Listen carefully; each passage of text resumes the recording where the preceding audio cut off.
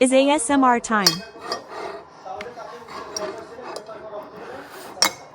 কিন্তু গত ২১ জুলাই ২০২৫ সালে যৌথ বাহিনীর তার এই টর্চার সেটটি ধরিয়ে দেওয়া হয়।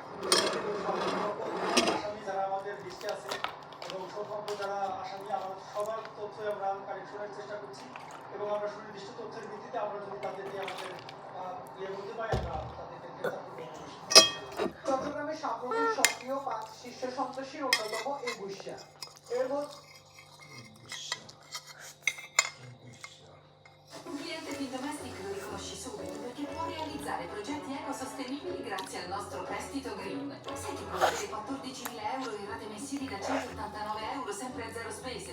Findomestic, credito, assicurazioni, banca. এক সিএনজি চালককে অর্থ দিয়ে ফাঁসিয়ে দেওয়ার অভিযোগ উঠেছে পুলিশ সদস্যের বিরুদ্ধে।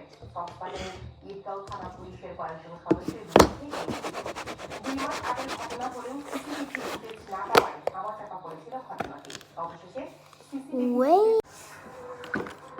ফুটেজে আরো দেখা যায় অস্ত্র রেখে নেমে যাওয়ার পর ওই ব্যক্তি সেখানে ওর থাকা এক পুলিশ সদস্যের সঙ্গে কথা বলেন। তাকে আটক না করে নিরাপদে সরে যেতে সহযোগিতা করেন ওই পুলিশ সদস্য। কিছুক্ষণ পর পানির বোতল নিয়ে ফেরেন সিএনজি চালক জাফর। এই সময় গাড়িতে কাউকে না দেখে তিনি চারপাশ খুঁজতে থাকেন। ঠিক সেই মুহূর্তে কোনো ধরনের তল্লাশি ছাড়াই জাফরের হাতে পড়ানো হয় হাত করা। এ সময় গাড়ির পেছনে রেখে যাওয়া অস্ত্রটি জোরপূর্বক জাফরের হাতে ধরিয়ে দিয়ে ছবি তোলা হয়।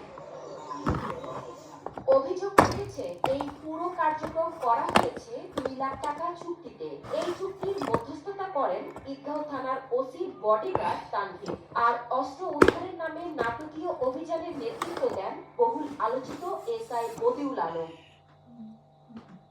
এদিকে সিসিটিভি ফুটেজ